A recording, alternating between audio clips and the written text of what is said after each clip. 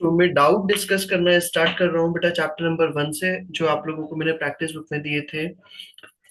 First of all मुझे बताइए, जो जो भी डाउट्स हैं इसके अंदर चैप्टर नंबर 1 के क्वेश्चन नंबर 1 से लेकर 3 तक में कोई डाउट है? जिसका जो भी डाउट हो वो बोलते जाएं आप। 1 से लेकर 3 तक के क्वेश्चंस में कोई डाउट है?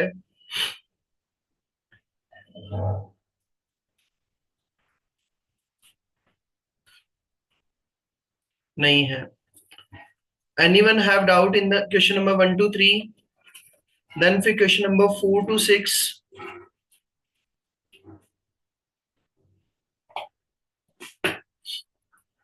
Question number 4 to 6। No sir. नहीं है। 7 टू 9। 7 टू 9 में बोले डाउट है? Sir, in the ninth question, just a minute. In 9th question, yes बोलिए बेटा। so the third statement is a partnership is not a separate legal entity from the partners themselves. हाँ ये वाला थोड़ा statement मेरे को लगा कहीं। हाँ, बता देता हूँ। क्या लिखा हुआ है? Which of the following are true of partnership? इनमें से कौन सा स्टेटमेंट ट्रू है पार्टनरशिप से रिलेटेड? हमें ये बताना है। The partnership individual exposure to date is limited. जो पार्टनर्स का इंडिविजुअल एक्सपोजर होता है वो लिमिटेड होता है। फॉल्स, बिकॉज पार्टनरशिप के अंदर क्या होता है? अनलिमिटेड होता है। तो फर्स्ट स्टेटमेंट रॉन्ग है। Second hmm. स्टेटमेंट दिया, financial statements for the partnership by law. जो आप फाइनेंशियल स्टेटमेंट्स बनाते हैं पार्टनरशिप के by law must be produce and made public. False, क्योंकि पार्टनरशिप के अंदर पब्लिक का कोई रोल ही नहीं है, तो आपको पब्लिकली प्लेस करने की जरूरत नहीं होती है। आपको अपने फाइनेंशियल स्टेटमेंट्स ओनली पार्टनर्स के अंदर सर्कुलेट करने की रिक्वायरमेंट होती है। तो फर्स्ट और सेकंड स्टेटमेंट फॉल्स है। थर्ड पॉइंट दिया, partnership is not a separate legal entity from the partners themselves. Partnership को हम सेपरेट लीगल एंटिटी नहीं माना जाता है फ्रॉम द पार्टनर्स। तो बेटा पार्टनरशिप को सेपरेट लीगल एंटिटी माना जाता है for accounting purpose. For accounting purpose हम क्या मानते हैं? पार्टनरशिप को एक सेपरेट लीगल एंटिटी माना जाता है। यहाँ पर लीगल पर्पस की बात नहीं कर रहे हैं वो। यहाँ पर वो बात कर रहे हैं फॉर अकाउंटिंग पर्पस। तो अकाउंटिंग पर्पस से उसको हम, एक second, partnership is not a separate legal entity.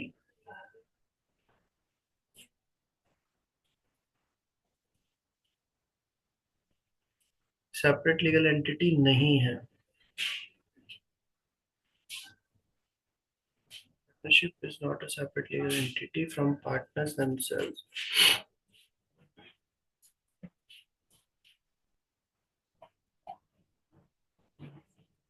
उल्टे वे में बोल रहा है ये, रिवर्स वे में।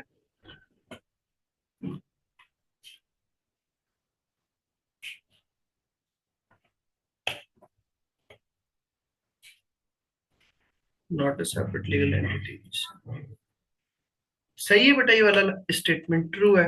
भाई आपको वो यहाँ पर ये बोल रहा है पार्टनरशिप एक सेपरेट लीगल एंटिटी नहीं है फ्रॉम द पार्टनर्स देमसेल्व्स। हम उसको पार्टनरशिप में यहाँ पर वो बात कर रहा है लीगल पर्पस से।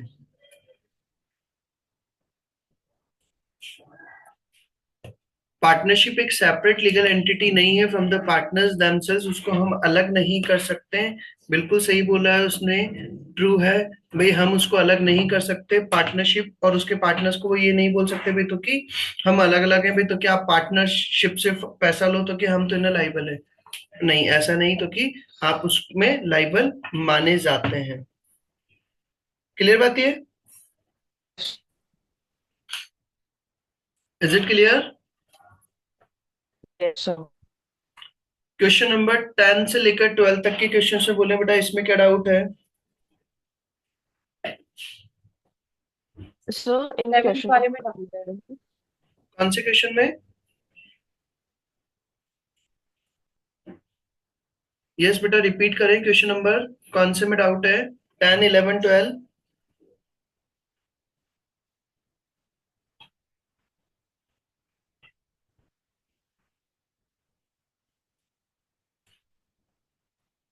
बोले बेटा सर फिर आप। 12th में। 11 में? Yes sir. हाँ, क्वेश्चन नंबर 11 देखें भाई। 11 में क्या बोला है हमें? Which of the following statement is or are true, इनमें से कौन सा स्टेटमेंट ट्रू है? फर्स्ट पॉइंट दिया, IFRS interpretation committee is a forum for international accounting standard board to consult with the outside world. तो कि वो आउटसाइड वर्ल्ड के साथ में क्या करता है, कंसल्ट वगैरह करता है, सजेशंस वगैरह लेता है? तो नहीं बेटा, इंटरप्रिटेशन कमेटी का काम नहीं होता, ये तो किसका होता है? आईएफआरएस एसी का काम होता है, एडवाइस वगैरह देना और वो सारी चीजों का काम किसका होता है? आईएफआरएस एसी का। तो फर्स्ट स्टेटमेंट फॉल्स है। सेकंड पॉइंट दिया, IFRS foundation produce IFRS standards. IFRS foundation IFRS standard बनाता है? नहीं, आईएफआरएस फाउंडेशन नहीं बनाता, स्टैंडर्ड्स वगैरह कौन बनाता है? आईएएसबी। तो ये सेकंड स्टेटमेंट भी क्या है? फॉल्स है।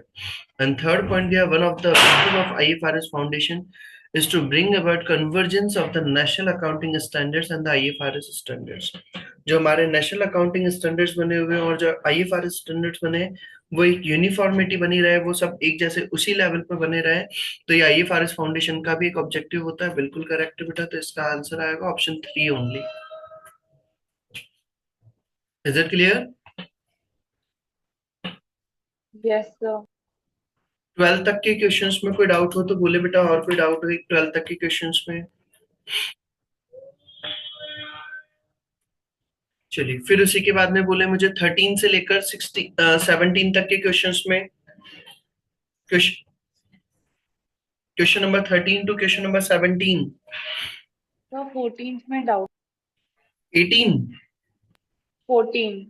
14 में। चलिए, क्वेश्चन नंबर 14 देखने में, इसमें 14 में क्या बोला है? Which of the following statement correctly describes how IFRS standard should be used? हमें इनमें से कौन सा स्टेटमेंट जो है वो बताता है तो क्या आईएफआरएस स्टैंडर्ड्स को हमें कैसे यूज करना चाहिए?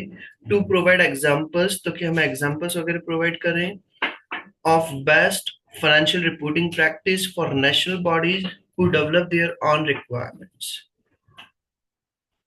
में तो क्या बेस्ट से बेस्ट फाइनेंशियल रिपोर्टिंग प्रैक्टिस क्या करें, उनको करने के लिए उनको अच्छे से अच्छे एग्जांपल्स वगैरह वो चीजें, financial reporting practice to provide examples of best financial reporting practice for national bodies. उनको जो भी नेशनल बॉडीज हैं, जैसे हमारे इंडिया के अंदर आईसीआई बना हुआ है, तो उन लोगों को प्रोवाइड करना who develop their on requirements, उनकी जो भी रिक्वायरमेंट्स वगैरह उस अकॉर्डिंगली उनको चीजें प्रोवाइड करना। To ensure high ethical standards are maintained by financial reporting professionals internationally, उनको high ethical standards develop करवाना। To facilitate the enforcement of single set of global financial reporting standards, and fourth point, to prevent national bodies from developing their own financial reporting standards। तो कि उनको रोकना, ऐसा कुछ नहीं होता, रोक नहीं सकते हम किसी को। तो पहली चीज, फोर्थ स्टेटमेंट तो फॉल्स है। स्टेटमेंट फर्स्ट सेकंड थर्ड के अंदर अगर हम बात करें तो उन्होंने पूछा है सबसे अच्छा स्टेटमेंट कौन सा बैठेगा, तो सबसे अच्छा स्टेटमेंट बैठेगा ऑप्शन है, उनको अच्छे से अच्छे एग्जांपल्स वगैरह प्रोवाइड करना, तो कि हम कैसे अपनी फाइनेंशियल रिपोर्टिंग को अच्छे वे में अप्लाई कर सकते हैं नेशनल बॉडीज वगैरह को, ताकि वो लोग भी क्या कर सकें, उनकी रिक्वायरमेंट्स के अकॉर्डिंगली डेवलप कर सकें। तो इसका आंसर आएगा ऑप्शन ए। इसके अलावा बोले बेटा और क्वेश्चन नंबर 17 तक के में और कोई डाउट? 17, यस, सॉरी आप। सर मेरे को 11 वाला पूछना था। हाँ, एंड सडनली नेटवर्क क्रैश की वजह से मेरी क्लास लीव हो गई थी। कोई बात नहीं। क्वेश्चन नंबर 11 देख लो एक बार वापस से। Which of the following statement is or are true, इनमें से कौन सा स्टेटमेंट ट्रू है? फर्स्ट पॉइंट दिया, IFRS interpretation committee is a forum for the international accounting standards board to consult with the outside world. भाई IFRS interpretation committee का एक forum है बोर्ड का, जो क्या करता है, आउटसाइड वर्ल्ड से कंसल्ट करता है, सजेशंस वगैरह लेता है। तो बेटा कंसल्ट वगैरह करना है और सजेशंस वगैरह लेने का वो सारा काम किसका होता है? आईएफआरएस एसी का होता है। वो सारा काम किसका होता है? आईएफआरएस एसी का होता है, न कि आईएफआरआईसी का होता है। तो फर्स्ट स्टेटमेंट क्या है हमारा? फॉल्स है। सेकंड पॉइंट दिया हमें, IFRS foundation prepares produce IFRS standards. जो आईएफआरएस फाउंडेशन है वो आईएफआरएस स्टैंडर्ड्स बनाते हैं? नहीं, स्टैंडर्ड्स बनाने का काम किसका होता है? आईएएसबी का होता है। थर्ड पॉइंट दिया तो सेकंड स्टेटमेंट भी फॉल्स है। And third point, there one of the objective of IFRS Foundation is to bring about convergence of the national accounting standard setters and IFRS standards. तो क्या आईएफआरएस फाउंडेशन का एक purpose ये भी होता है, क्योंकि जितने भी स्टैंडर्ड्स वगैरह बनाए जाते हैं आईएफआरएस स्टैंडर्ड्स और नेशनल अकाउंटिंग स्टैंडर्ड्स, उन सबके बीच में कन्वर्जेंस मतलब यूनिफॉर्मिटी बना करके रखना। तो बिल्कुल सही है, तो थर्ड स्टेटमेंट इसका आंसर आएगा। Is it clear? सर जब ना इसके आपने नोट्स वगैरह हम लोग को लिखवाए थे, इन अंदर दैट भी लिखवा रखा है, आईएएसबी भी लिखवा रखा है। हाँ जी सर वही। आईएएसबी का भी काम होता है और आईएफआरएसएफ का भी काम होता है। Okay sir. इसके अलावा बोले और इस चैप्टर के अंदर, फर्स्ट चैप्टर के अंदर 17 तक के क्वेश्चंस में आपको डाउट हो तो क्वेश्चन नंबर 1 to 17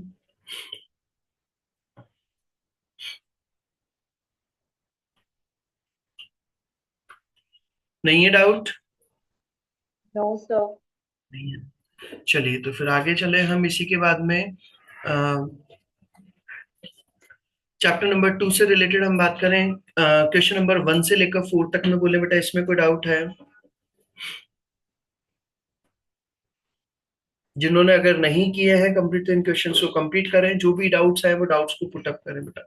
क्वेश्चंस को आपको करके देखना है, फिर मैं उसका सपोर्ट में मैं आपको बताऊंगा। जो क्वेश्चन समझ में नहीं आ रहा है करके आप ट्राई करके देखेंगे। मैं अगर कराने बैठूंगा, मुझे पता है आंसर कैसे आ रहा है, आपका कंसेप्ट क्लियर नहीं हो पाएगा। करके आप देखें, फिर जो भी डाउट आ रहा है चाहे वो 10 क्वेश्चन हो, वो मैं बताने के लिए रेडी हूँ।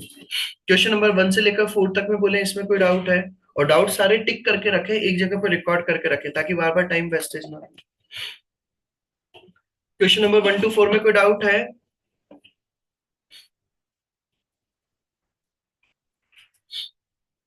Sir question number 3।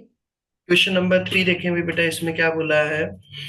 Which accounting concept states that omitting or misstating in the information। भाई तो क्या आप अगर कोई इंफॉर्मेशन को omit करना मतलब भूल जाते हैं, misstating मतलब गलत लिखते हैं, could influence users, तो वो यूजर्स पर आपके क्या कर सकती है, उनके इफेक्ट डाल सकती है। वो इंफॉर्मेशन आपके यूजर्स के डिसीजन पर क्या कर सकती है, इम्पैक्ट डाल सकती है। मान लो फॉर एग्जांपल सपोज आपका प्रॉफिट है, अब आपका प्रॉफिट 5 लाख से आपने शो कर दिया है गलती से 1 करोड़ रुपीस। करना कितना था, 5 लाख से 10 लाख, जबकि आपने गलती से शो कर दिया कितना, 1 करोड़ रुपीस। आपकी तो मिस्टेक हो गई, लेकिन हमारे तो, मैंने कहा यार कंपनी बहुत अच्छा ग्रो कर रही है, 95% उसने ग्रो कर लिया है, अप्रोक्स 90% 95% ग्रो कर लिया, तो मतलब बहुत बढ़िया कंपनी है, लगाओ पैसा। एक 5 लाख से 10 लाख हो रहा है, बहुत फर्क आ गया नहीं आ गया बेटा? आपके जरा सा जीरो प्लेस करने के कारण यूजर्स के डिसीजन पर इम्पैक्ट आएगा नहीं आएगा? तो वो इंफॉर्मेशन वगैरह हमारी कौन सी कंसेप्ट में आता है? कंसिस्टेंसी बिल्कुल नहीं है, अक्रूवल ये भी नहीं है, मैटेरियलिटी ये आ जाएगा क्या, गोइंग कंसर्न में भी इसका कोई कनेक्शन नहीं है। तो इसका आंसर क्या आएगा, मैटेरियलिटी कंसेप्ट। हर वो इंफॉर्मेशन मैटेरियल इंफॉर्मेशन कहलाती है जो यूजर्स के डिसीजन पर क्या डालती है, इम्पैक्ट डालती है। Clear? Yes sir. Question number 4 तक में और कोई डाउट? क्वेश्चन नंबर 5 to 8 में बोले बेटा, सर क्वेश्चन नंबर 5। कौन सा बेटा? Question number 5। Question number 5। Question number 5 देखें भाई, इसमें क्या कहा है, which of the following accounting concept means that similar item should receive a similar accounting treatment. तो क्या आप अगर एक जैसी चीजें हैं तो आप उसके लिए एक जैसा ही ट्रीटमेंट फॉलो करिए। मतलब ये नहीं तो कि आप मान लो सपोज मेरे पास प्रॉपर्टी है, ये मेरे पास मान लो मशीन्स है। अब मशीन्स में मैं मान लो 10% अगर डेप्रिसिएशन लगा रहा हूं, तो सभी मशीन्स पर फिर मैं 10% डेप्रिसिएशन ही लगाऊंगा, तभी जाके यूनिफॉर्मिटी रहेगी नहीं रहेगी। अगर मैं मान लो कहीं पर तो क्या करता हूँ, एसी ये मान लो मेरे पास एक जगह पर तो मैं 15% लगाऊं, एक एसी पर मैं 10% लगाऊं, एक एसी पे मैं 20% लगाऊं, तो क्या सही सिस्टम बैठेगा क्या? No sir. क्योंकि आज बड़े ग्रुप्स होता है, आज मान लो रिलायंस ग्रुप है, उसके कोई एक एसी तो है ना बेटा पूरे इंडिया में, उनके पूरा ऑल ओवर इंडिया में इतने सारे ऑफिस बने हुए, इतने सारे ऑफिस में एसी लगे हुए, तो क्या वो एक एक एसी की पर वो चेक करने बैठेगा कि अच्छा भैया ये एसी कितना पुराना है, ऐसे तो ना टाइम होगा। वो क्या करेंगे, पूरे इंडिया में मान लो 200 एसी लगे हुए हैं, 200 एसी का भैया 10% एप्रिसिएशन लगा दो on average basis. Getting my point? Yes sir. तो ये बेसिकली कौन सा उसमें आएगा, कंफर्मिटी, ये अपन ने कुछ ऐसा है ही नहीं, अक्रूवल्स ये भी नहीं होगा, मैचिंग ये भी नहीं, कंसिस्टेंसी के अंदर भी तो क्या आप जो मेथड फॉलो करें आप उसी को क्या करिए, कंटिन्यू करो, सबके लिए वैसे का वैसे सिस्टम रखिए। आगे समझ में?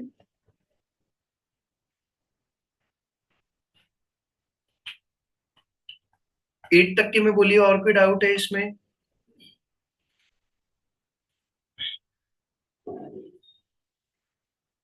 8 तक के क्वेश्चंस में और कोई doubt? No, sir. 9 to 12?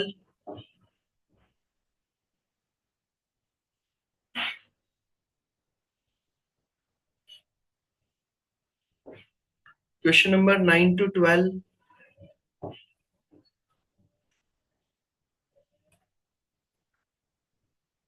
13 to 17। So question number 13. Question number 13 देखें भाई, इसमें क्या बोला है बेटा, identify bye indicating the relevant box in the table below whether each of the following statement is correct और इनकरेक्ट। आपको मतलब कि स्टेटमेंट रीड आउट करके बताना है ये स्टेटमेंट करेक्ट है या इनकरेक्ट है।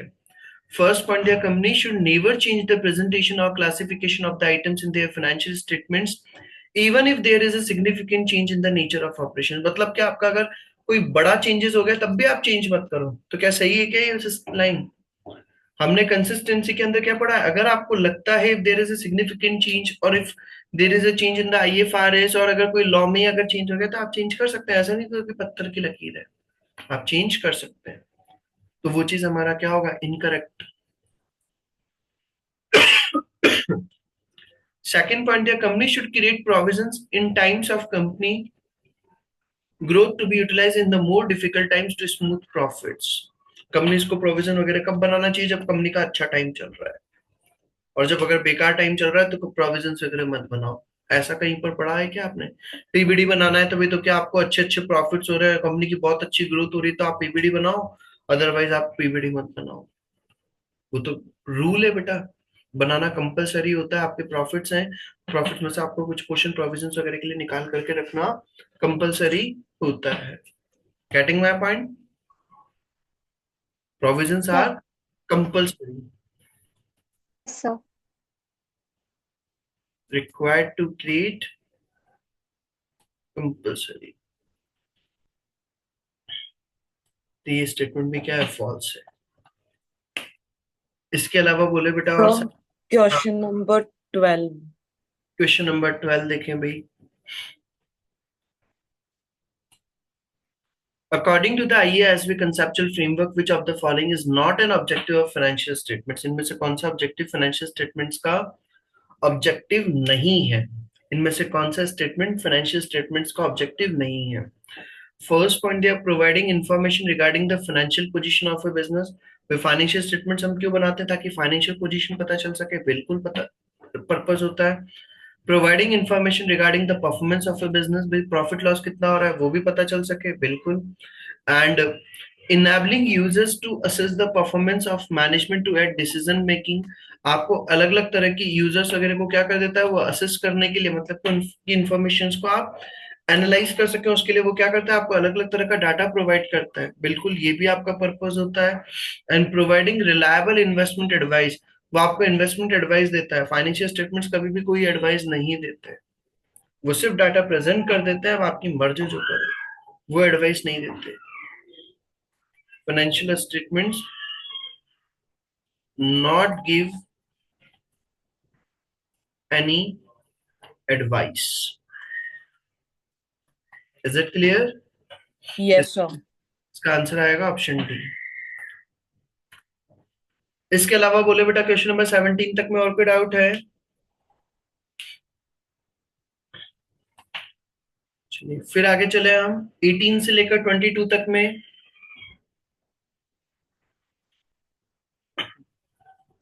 No sir. 23 से लेकर 25 तक में।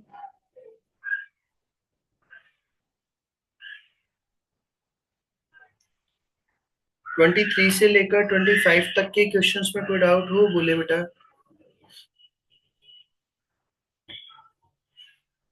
देख लो एक बार यहाँ तक के क्वेश्चंस में कोई भी डाउट हो तो बोले, चैप्टर नंबर 1 और 2।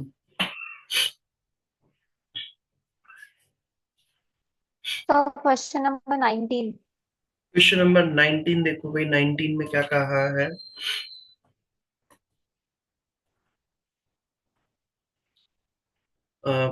अंडर एन अकाउंटिंग कॉन्सेप्ट, आपका एक अकाउंटिंग कॉन्सेप्ट के अंदर the commercial reality of transaction, जो कमर्शियल रियलिटी ट्रांजेक्शन की is reflected in the financial statements.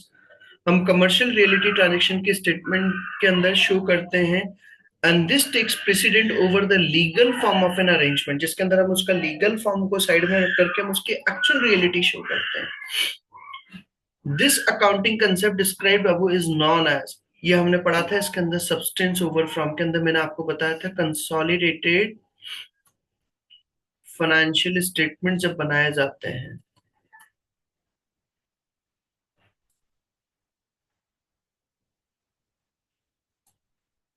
जब आप कंसोलिडेटेड फाइनेंशियल स्टेटमेंट्स बनाते हैं, मतलब सर कंसोलिडेटेड, जैसे बेटा पेरेंट कंपनी है, पेरेंट कंपनी कौन, मान लो मैं बात करूं टाटा ग्रुप है। अब टाटा ग्रुप के बहुत सारे बिजनेसेस हैं, उनकी सब्सिडियरीज हैं।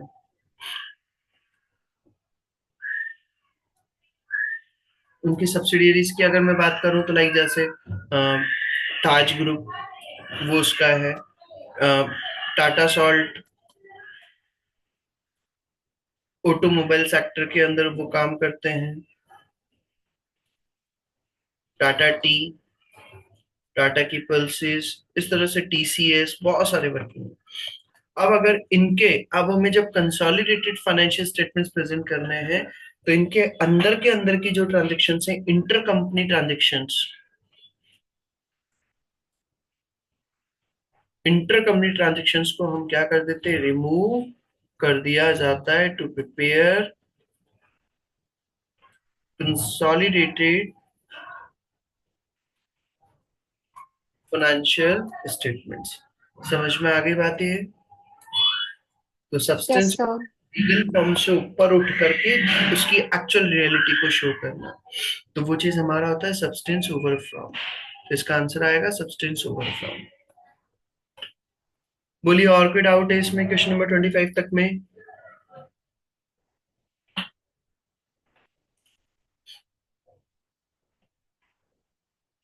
नहीं है doubt?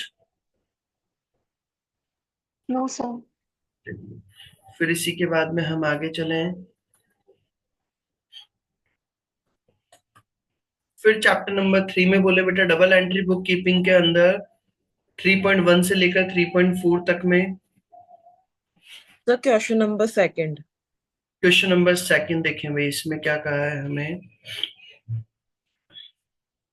A trader profit for the year may be computed by using which of the following formula। आपको ये पॉइंट कैलकुलेट करना है, तो इसका हमने बेटा पढ़ा है, हमने पढ़ा था आपकी ओपनिंग कैपिटल होती है,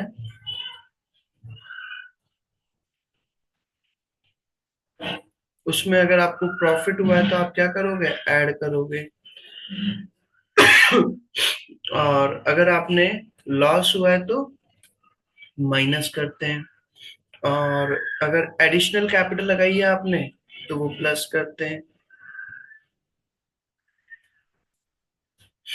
और ड्राइंग्स अगर किया है तो माइनस करते हैं। तो हमारा क्या आ जाता है, क्लोजिंग कैपिटल आ जाता है क्या? यही करते हैं क्या? Yes sir. अब यहाँ पर उन्होंने क्या बोला है, आपको एक इक्वेशन बना करके दिया है भाई, हमारा क्लोजिंग कैपिटल निकालने का ये फॉर्मूला बता दिया। अब क्लोजिंग कैपिटल अपन कैसे निकालते हैं, closing capital is equal to opening capital plus profits, अगर लॉस हुए तो लॉस, एडिशनल कैपिटल हुई तो वो प्लस कर देंगे एडिशनल कैपिटल, और माइनस ड्राइंग्स। अब अगर बेटा ये इक्वल साइन के अगर इधर आएंगे लेफ्ट साइड में, तो ये सारी चीजें रिवर्स हो जाएगी क्या? Yes sir. है ना बेटा? अब यहाँ पर हमें क्या क्या दे रखा है, फर्स्ट पॉइंट के अंदर opening capital plus drawings. Opening capital में ड्राइंग्स ऐड कर दो। तो ओपनिंग कैपिटल में ड्राइंग्स ऐड होता है क्या बेटा? क्या होता है? माइनस होता है ड्राइंग्स तो ओपनिंग कैपिटल के अंदर। तो is it clear? Yes sir. पहला वाला स्टेटमेंट तो यही हमारा क्या हो जाएगा? रॉन्ग। सेकंड पॉइंट बोला closing capital minus opening capital. Opening capital इधर आएगा तो क्या हो जाएगा? माइनस। ये लिखा है उन्होंने। ओपनिंग कैपिटल उधर गया तो क्या हो गया? माइनस। फिर ड्राइंग्स माइनस का था तो उधर क्या हो जाएगा? प्लस हो जाएगा। ये भी सही लिखा है। कैपिटल इंट्रोड्यूस मतलब एडिशनल कैपिटल, वो यहाँ पर हमारी क्या हो रही थी? प्लस हो रही थी, तो इक्वल के उधर जाएगा लेफ्ट साइड पे तो क्या हो जाएगा? माइनस। सही लिखा हुआ है क्या ये हमारा पॉइंट?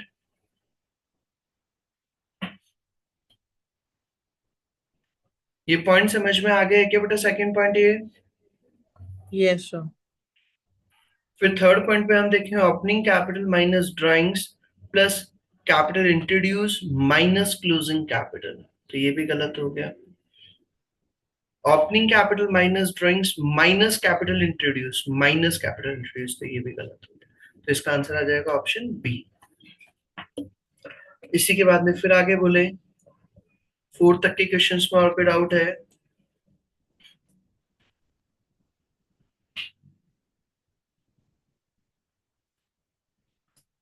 फिर आगे बताएं बेटा 5 to 7।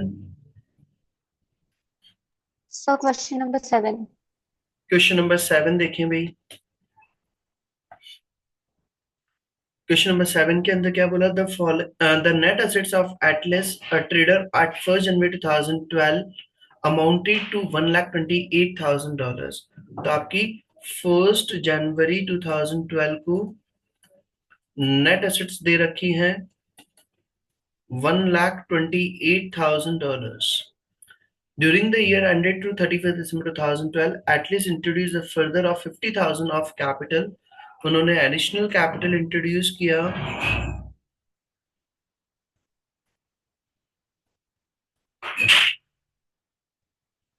$50,000 and made drawings of $48,000। और इसके अलावा उन्होंने ड्राइंग्स किया है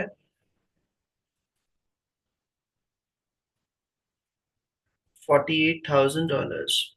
At 31st December 2012, Atlas net assets totaled $1,84,000 और आपकी क्लोजिंग नेट एसेट्स दे दिए 31st दिसंबर 2012 की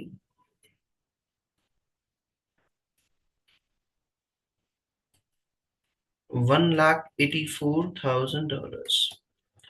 What is Altis total profit or loss for the year ended 31st December 2012? आपको ये सारी वैल्यू फाइंड आउट करनी है। तो हमारा वही बेटा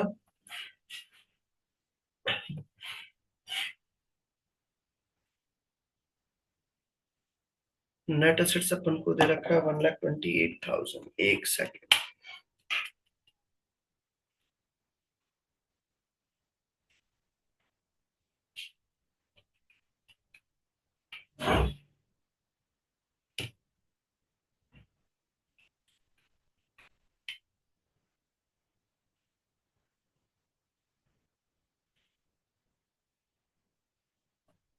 भैया आपको ओपनिंग नेट एसेट्स दे रखी है बेटा, तो हमारा 1,28,000 प्लस 50,000 एडिशनल कैपिटल लेकर के आए और ड्राइंग्स माइनस कर देंगे 48,000। तो यहाँ तक का प्लस माइनस करें तो 1,28,000 plus 50,000 minus 48,000, that will be 1,30,000। मेरी एडजस्टेड कैपिटल कितनी बन रही है? 1,30,000, जबकि एक्चुअल में मेरी क्लोजिंग कैपिटल कितनी रखी, क्लोजिंग नेट एसेट्स कितनी रखी हुई है? क्लोजिंग नेट एसेट्स रखी हुई है कितनी बेटा? 1,84,000। तो ये बाकी का 54,000 क्या होगा? Profit. Is it clear? Yes, sir. भाई आपका यहाँ तक का एडजस्टमेंट करने के बाद में एडजस्टेड कैपिटल आ रहा है 130, जबकि ईयर के एंड में एसेट कितना रखा है हमारा? Closing net assets 1,84,000। तो बाकी का 54,000 मेरा क्या हो जाएगा? प्रॉफिट हो जाएगा। यहाँ तक का पॉइंट क्लियर है? Yes, sir. चलिए फिर आगे चले हम इसी के बाद में क्वेश्चन नंबर 7 के बाद में क्वेश्चन नंबर 8 और 9 में बोले डाउट है क्या? No, sir. क्वेश्चन नंबर 10 से लेकर 13। तो क्वेश्चन नंबर 12। क्वेश्चन नंबर 12 देखें भाई। Billing company trade payables as at 30 September 2011 is as follows। आपके बिलिंग कंपनी का ट्रेड पेबल्स दे दिए हैं। बैलेंस भी दे रखा था $14,000 आपका। बैलेंस भी दे दिया $14,000। आपने परचेस करा 19,500 का और ये पेमेंट कर दिया 21,600 का। बैलेंस शीट दे रखा है 11,900। What was the trade payable balance in the trial balance on 1st October 2010? 1st October 2010 का, जबकि ट्रेड पेबल बैलेंस कब का बना रखा अपन है? 30 सितंबर 2011 का। मतलब कि वो ओपनिंग बैलेंस के बारे में पूछ रहा है, तो कि जो ओपनिंग बैलेंस था वो यहाँ पर कौन सा पूछ रहा है? ओपनिंग बैलेंस के बारे में। ओपनिंग बैलेंस हमारा कौन सा था? तो ओपनिंग बैलेंस कौन सा था बेटा? क्रेडिट बैलेंस था ना। Opening balance $14,000 credit. Is it clear? Yes sir. इसके बाद में फिर आगे बोले 13 तक के में और कोई doubt? So, question number 11. Question number 11 में देखें भाई क्या बोला है हमें। जियान company motor vehicle at cost 30 June 2016 is as follows. Opening balance दे दिया 1,50,500। एडिशन मतलब आपने परचेज किया है 1,20,950 का। और डिस्पोजल मतलब आपने सेल्स करा है 85,000। और क्लोजिंग बैलेंस दे दिया 1,86,450। What opening balance should be included in the following period trial balance for motor vehicle cost at 1st July 2016? 1st जुलाई 2016 का मतलब कि क्लोजिंग बैलेंस की बात कर रहा है। तो क्लोजिंग बैलेंस में बेटा एक क्लोजिंग बैलेंस आ रहा है, तो इसको हम बोलेंगे क्या? डेबिट बैलेंस बोलेंगे क्या? क्लोजिंग बैलेंस हमेशा रिवर्स होता है क्या?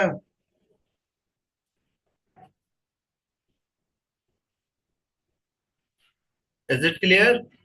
तो हमारा जो Yes, बैलेंस sir. आएगा वो क्या कहलाएगा? डेबिट बैलेंस कहलाएगा। 1,86,450। 1,86,450 डेबिट बैलेंस। समझ में आ गया यहाँ तक का पॉइंट? Yes, sir. आगे बोले बेटा 13 तक के क्वेश्चंस में डाउट?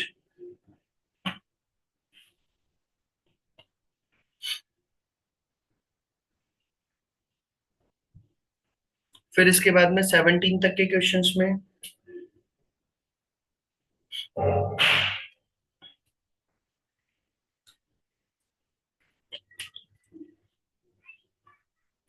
17 तक के क्वेश्चंस में कोई doubt?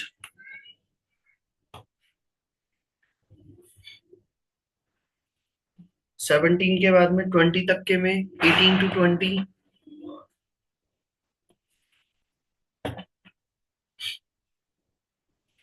So, 18.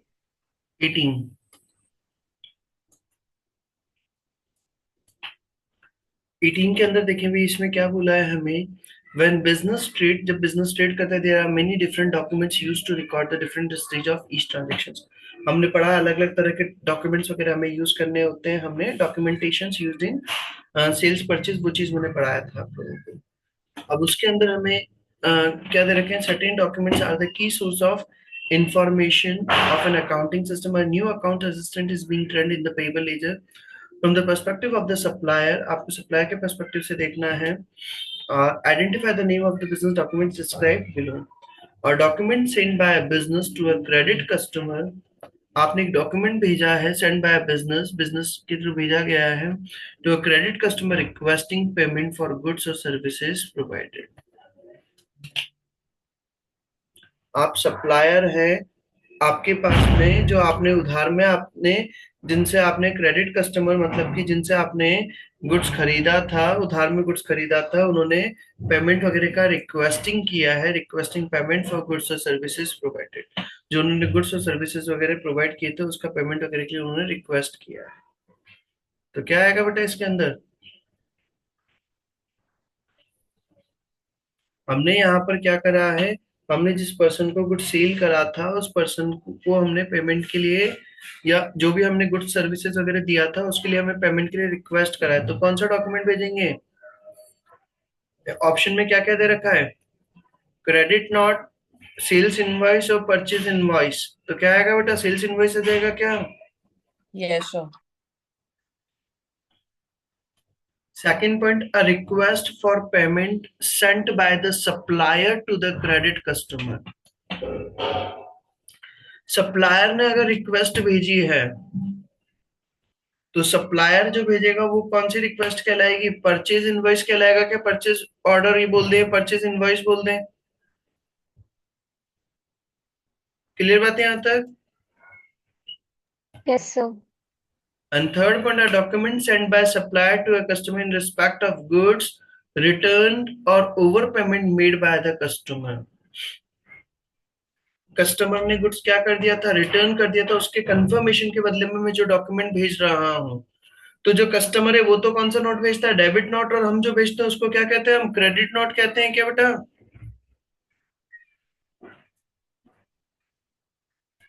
Is it clear? Yes, sir. चलिए फिर आगे बताएं मुझे इसके बाद में, आगे बोले इसके बाद में और कौन से क्वेश्चन में डाउट है?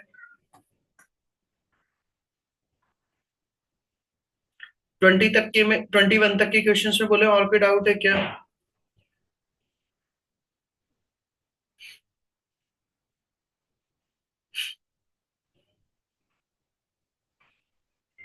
बोले बेटा 21 तक के क्वेश्चंस में और कोई डाउट है क्या? No, sir. No, sir. तो ये हमारा यहाँ तक का कंप्लीट हो गया है। इसके बाकी के जो डाउट्स का है वो मैं कल कवर करा दूंगा। ये वाला double entry book keeping second और इन्वेंट्री, इन दोनों के डाउट्स का कल वाली क्लास में हम सेम टाइम पर कवर अप कर लेंगे। ठीक है, आज का यहाँ तक का आप कंप्लीट कर लीजिएगा। अगर और भी कोई क्वेश्चन में डाउट हो तो वो पुट अप कर लेना। कल कल हम बाकी के इस वाले चैप्टर के और इन्वेंट्री वाले चैप्टर के डाउट्स कवर अप करेंगे। ठीक है बेटा, और साथ में आप अप्रूवल्स वाले चैप्टर के भी क्वेश्चंस कवर अप कर लेना इसमें, ताकि उसमें भी अगर कोई डाउट हो तो वो भी कवर अप हो जाए हमारा। बाकी का हम कल करते हैं सेम टाइम पर। ओके बेटा, thank you everyone. Thank you, sir. Thank you, sir.